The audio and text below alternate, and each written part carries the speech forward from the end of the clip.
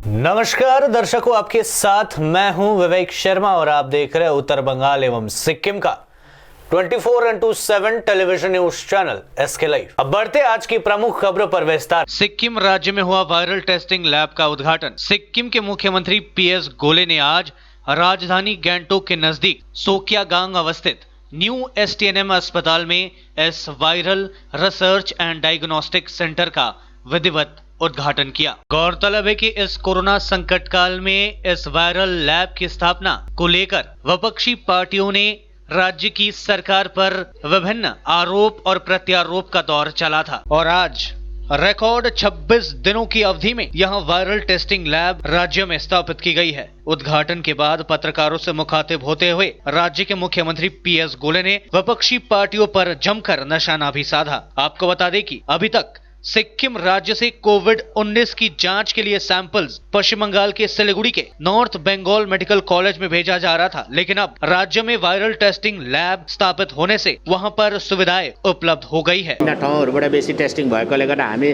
3-4 दिन 5 दिनसम्म हामीले पर्खिनु पर्दैछ भने मैले तपाईलाई अघि भनिहालेँ, यसको पहिलो चरणमा हामी जब सुरु गर्दाखेरि हामी 90 देखि 100 दिनमा हामी त्यतिको टेस्टिङ गर्छौं है। त्यसको लागि हाम्रो रिपोर्ट आइहाल्छ, त्यसपछि सेम डे आइहाल्छ, रिपोर्ट आउँछ। त्यसपछि हामी यसलाई क्षमता बढाउँदै हामी शिफ्ट बढाउँदै लगेपछि हामी 200-300 कतिसम्म गर्न सक्छौं, हामी गर्छौं। त्यो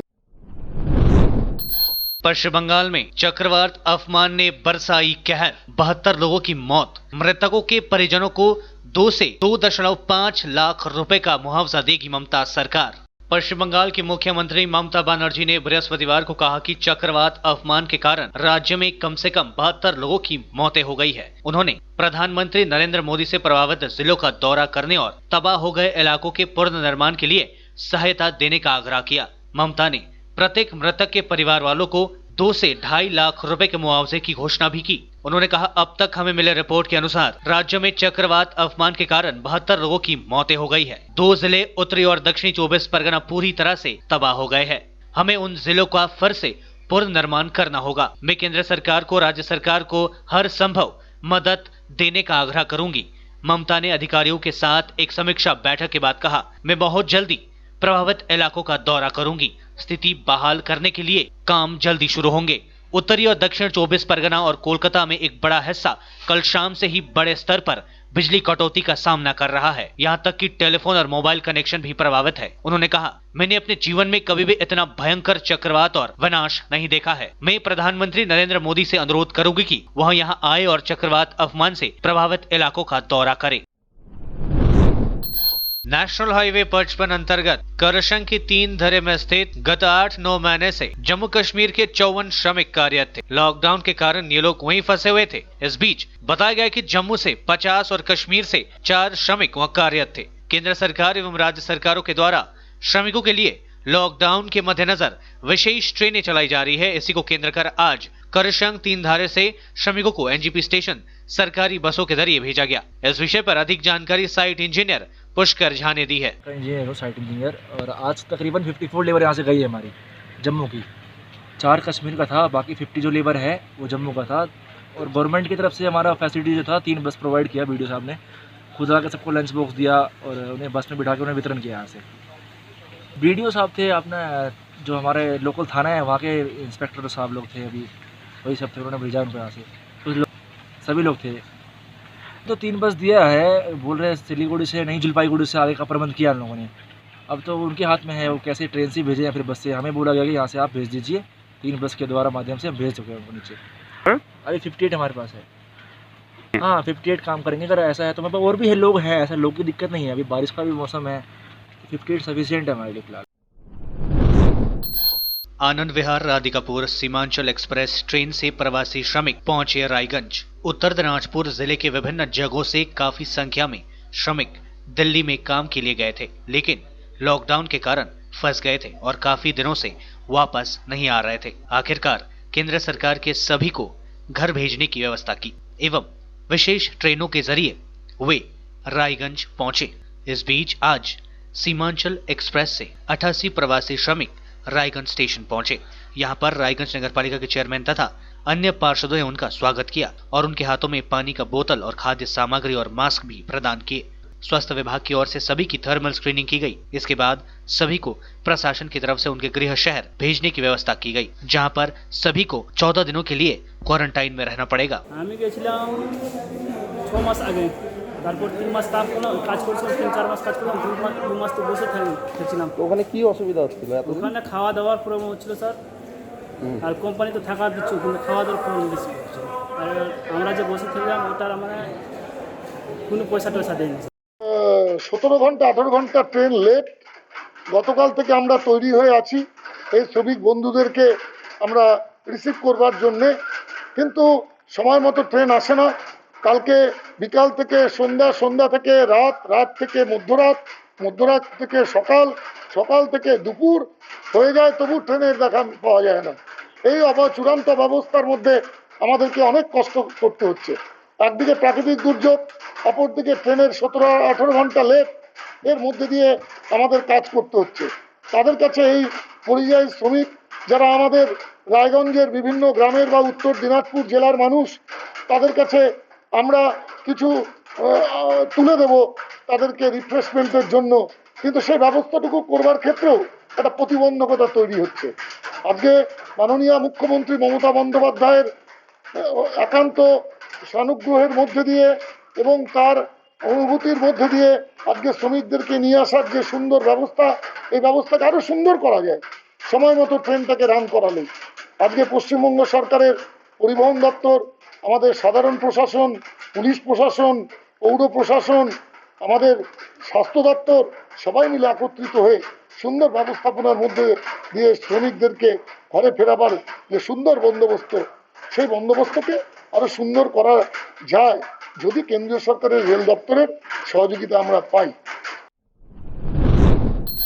लॉकडाउन के कारण अन्य देशों के साथ नेपाल से आए लोग भी भारत में फंसे हुए हैं। देश के अन्य हिस्सों के साथ काफी संख्या में नेपाल से आए लोग नक्सलबाड़ी और खोड़ीबाड़ी इलाके में रहते हैं और लॉकडाउन के कारण अपने देश नहीं जा पा रहे थे, लेकिन अब सीमाएं खोल दी गई है, जिसके कारण यहाँ से लोग नेपाल जा रहे हैं। ऐसे में 24 लोगों का दल आज नक्सलबाड़ी से नेपाल के लिए रवाना हुए। मां अखपा की कम्युनिटी किचन की ओर से इन सभी को खाने के पैकेट्स दिए गए और साथ ही उनका स्वागत भी किया गया। आज यहाँ माटीगाडादेखि धेरैजना स्टुडेन्टहरू बेङ्गाई जोतमा पुलिसले फर्काएको कारणले गर्दा यहाँ अड्केर बसिरहेका छन्। उनीहरू यहाँबाट नेपाल पार हुनको लागि आएका थिए बिहान बिहानै, तर उहाँलाई पुलिसले रोकेपछि उहाँहरू यहाँनिर अड्केर बसिरहनु भएको छ।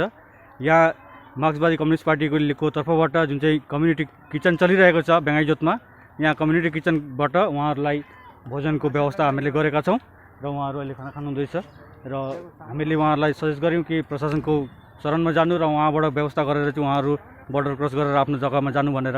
उहाँहरू कतिजना हुनुहुन्छ धरानको, कतिजना हुनुहुन्छ गाईघाटको।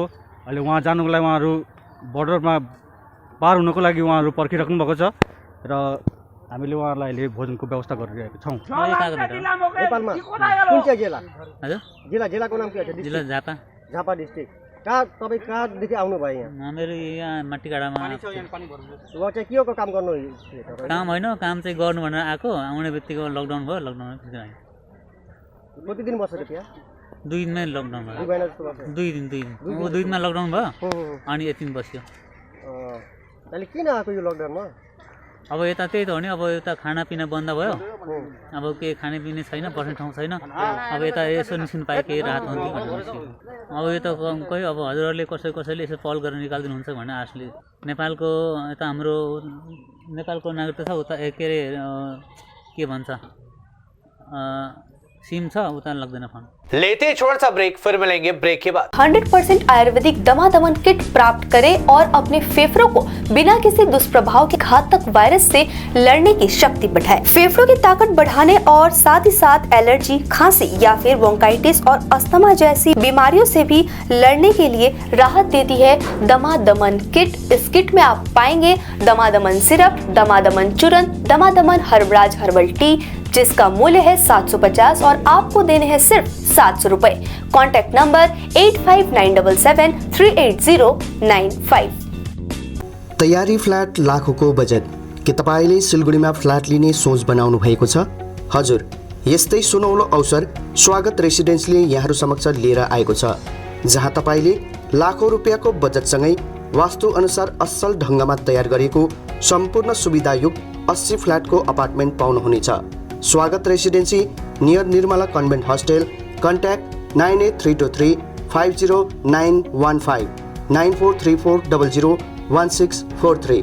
ब्रेक के बाद आपका फिर से स्वागत है। बढ़ते हैं खबरों की तरफ। कल पहाड़ी क्षेत्र मिरिक सौरेनी बाजार निवासी एक महिला कोरोना वायरस से संक्रमित होने की खबर प्राप्त हुई थी। उक्त खबर से मिरिक क्षेत्र के लोग आतंकित हो रहे थे। इस बीच उक्त महिला के सभी परिवार वालों के सैंपल्स टेस्टिंग के लिए भेजे गए थे और सबसे बड़ी राहत की खबर रही कि उनकी पहले रिपोर्ट नेगेटिव पाई गई है और इस खबर से पूरे मिरिक इलाके में लोगों ने राहत की सांस ली है। इस विषय पर मिरिक खंड के BMOH डॉक्टर ताशी लामा ने जानकारी दी है।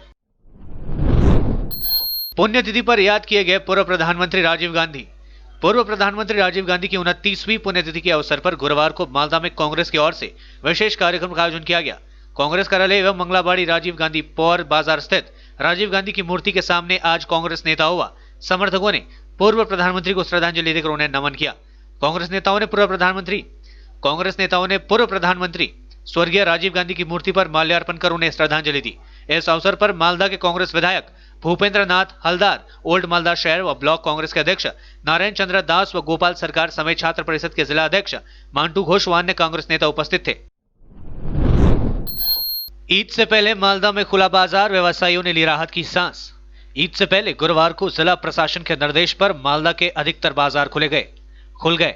लॉकडाउन के दौरान करीब 2 महीने बाजार बंद रहने के बाद आज पहली बार बाजार खुले। यहां से लोगों की भारी भीड़ देखी गई। सोशल डिस्टेंसिंग का ख्याल रखते हुए बाजार में लोगों द्वारा जमकर खरीदारी की जा रही है। बाजार में खरीदारों की थर्मल स्क्रीनिंग करने के बाद उनका हाथ सैनिटाइज किया जाता है। इसके बाद फेस मास्क पहनाकर ही दुकान के अंदर प्रवेश करने दिया जाता है। गौरतलब है कि कोरोना वायरस को लेकर करीब 2 महीने तक बाजार बंद थे। बाजार बंद होने से व्यापारियों को काफी दिक्कतों का सामना करना पड़ा था। इधर आम लोगों भी समस्याओं से जूझते रहे। आखिरकार सरकारी निर्देशों के बाद बृहस्पतिवार को बाजार खुल गए। बाजार खुलने से व्यवसायियों के चेहरे पर खुशी दिख रही है। कपड़ा व्यवसायी देवाशीष तो কালকে আমাদের জেলা সমাহর্তার সঙ্গে মালদা মার্চেন্ট চেম্বার অফ কমার্সের যে মিটিং হয়েছিল তাতে জেলা সমাহর্তা আমাদের জেলার সমস্ত দোকানপাট খোলার অনুমতি দিয়েছেন। শুধু 2-1 জায়গা বাদ, যেমন হরিশ্চন্দ্রপুর 1-2 বাদ, আমাদের কালিয়াচক, জালালপুর, যদুপুর, সুজাপুর এগুলো বাদ, আর মানিকচকের মধ্যে মিল্কি, অমৃতি, মানিকচক এগুলো বাদ। এই কটা বাদ দিয়ে উনি সমস্ত দোকানপাট খোলার নির্দেশ দিয়েছেন। শুধু রেস্টুরেন্ট খুলবে না, কোনো বিনোদন পার্কগুলো খুলবে না এবং যে সব জায়গায় মানুষের ভিড় হয় সেগুলো খুলবে না, বাদ বাকি সমস্ত জায়গায় খুলবে না। সিনেমা হল খুলবে না, এগুলো মোটামুটি ঠিক হয়ে আছে এবং আমরাও চাই না যে সিনেমা হল বা বড় বড় রেস্টুরেন্ট এগুলো খুলুক। তো আমরা জেলা সমাহর্তার সঙ্গে আমাদের যেগুলো ফুটপাত ব্যবসায়ী আছে তাদের ব্যাপারে মাননীয় মুখ্যমন্ত্রী একদিন বা একদিন এর খোলার একটা আদেশ করেছিলেন। আমরা আজকে জেলা সমাহর্তার সঙ্গে ফুটপাত ব্যবসায়ীদের নিয়ে কীভাবে তাদের বসানো যায়, জেলা পুলিশ কীভাবে পারমিশন দেয় সেটা দেখে তাদের বসানোর ব্যবস্থা করি। যেগুলো ঈদের সময় বিশেষ করে আমাদের কাপড়ের দোকান, জুতোর দোকানে একটা হ্রাস হয়, আমরা ব্যবসায়ীদের কথা বলেছি এবং জেলা সমাহর্তাকে আমরা কথা দিয়ে এসেছি যে প্রত্যেকটা জায়গায় হাত ধুয়ে বা হাতে স্যানিটাইজার করে ঢুকবেন, মাস্ক পরা থাকবে, মাস্ক পরা ছাড়া কোনো কাস্টমারকে মাল বিক্রি করা যাবে না এবং প্রত্যেকটা জায়গায় লাইন মেনটেন করে ব্যবসা করতে হবে। এই সমস্ত বিধিনিষেধ থাকবে এবং সকাল 7টা থেকে বিকাল 5টা পর্যন্ত দোকান খোলা থাকবে। এরপরে যদি কোনো কেউ না মানে তাহলে সেই দোকানে ব্যবসা করতে দেওয়া যাবে না। बंगाल की खाड़ी से महाचक्रवाती तूफान अफमान ने दक्षिण बंगाल में तो तबाही मचाई है, लेकिन इसका असर 400 किलोमीटर दूर उत्तर बंगाल में भी दिखाई दिया है। उत्तर दिनाजपुर जिले के रायगंज में बृहस्पतिवार सुबह तड़के भयानक बारिश हुई, साथ ही आंधी तूफान भी चला है। इसके कारण कई पेड़ उखड़ गए हैं। एक तरफ कोरोना तो दूसरी तरफ अफमान का आतंक।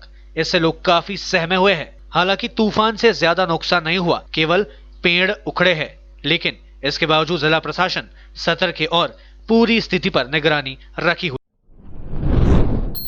जलपाईगुड़ी में सुबह से हो रही है बारिश, लोगों की मुश्किलें बढ़ी। चक्रवाती तूफान अफमान के प्रभाव से पश्चिम बंगाल के जलपाईगुड़ी में गुरुवार सुबह से बारिश हो रही है। जिले के विभिन्न हिस्सों में ठंडी हवाओं के साथ साथ कभी तेज तो कभी रिमझिम बारिश जारी है। लॉकडाउन के बीच बारिश ने लोगों की मुश्किलें बढ़ा दी है। लोगों को आवश्यक सामानों की खरीदारी के लिए समस्याओं से जूझना पड़ रहा है। सड़कों पर कम लोग दिखाई दे रहे हैं। मौसम विभाग के अनुसार ऐसे चक्रवाती तूफान अफाम का असर बताया जा रहा है। আমফানটা এখন বাংলাদেশের দিকে বর্ডারে ঢুকে পড়েছে, তার জন্য আমাদের উত্তরবঙ্গ ভয়টা অনেকটাই কেটে গেছে। আগামী 24 ঘন্টা জলপাইগুড়িতে বৃষ্টি হওয়ার সম্ভাবনা। এখন বাংলাদেশের বর্ডার ক্রস করছে জলপাইগুড়িতে আপাতত ভয়ের কোনো কারণ নেই, তথাপি ঝড় বৃষ্টির সম্ভাবনা আছে আগামী 24 ঘন্টা। तो आज के लिए बस इतना ही और मुझे दीजिए इजाजत और देखते रहिए SK लाइव, आपका समय आपकी खबर। धन्यवाद। क्या आपके घर में शादी है, कोई फंक्शन तो होगा, तो उसकी वीडियोग्राफी और फोटोग्राफी तो करवानी है। आज तकनीक दिनों दिन बदल रही है, कहीं गलत हाथों में मत पड़ जाइए। तरीका बदल गया है, आप भी बदलिए। याद रखिए सिडवैप्स ही आधुनिक तकनीकों के साथ अपडेट रहता है और आपके बजट के अनुसार ही वीडियोग्राफी और फोटोग्राफी करते हैं। आप सोच रहे होंगे ये सिडवैप्स क्या है? शादी हो या कोई फंक्शन, इन पलों को सजोने के लिए याद रखिए Somani institute of digi vision and productions.